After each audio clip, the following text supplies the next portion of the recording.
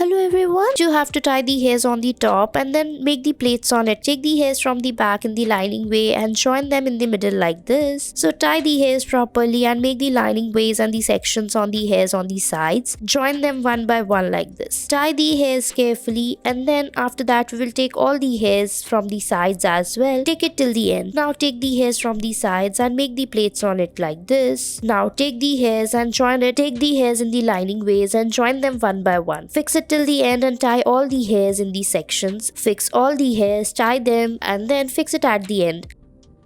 Next, you have to tie the hairs as shown in the video. For that, you have to take the hairs on the sides and make the plait. Now, join the hairs by making the plaits on the hairs like this from the sides. Take the hairs from the lines and join them. Take it for the other section as well and fix the hairs totally. Now, follow the same step for the other side of the hairs. Tightly tie the hairs as we are tying in this video and fix it till the end. At the end, we will join the hairs one by one like this. Fix the plaited hairs in between of the plaits in the back. Take the hairs in the very small sections and the equal sections so that it looks even. Tie all the hairs together at the end and fix it using the rubber band and it's ready.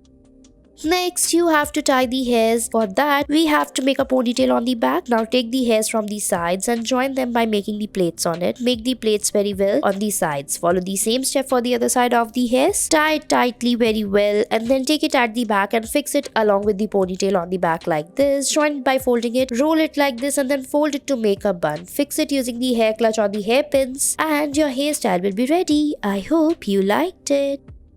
Next, we'll be tying the hairs on the sides, on the top and make a ponytail. Now fix this bun plate on the hairs, fix it and then roll the hairs upward to make the bun. Fold it carefully and tightly. Now spread it from the sides or fold it inwards and then spread the hairs. Fix it using the rubber band and your hairstyle will be ready. I hope you liked it.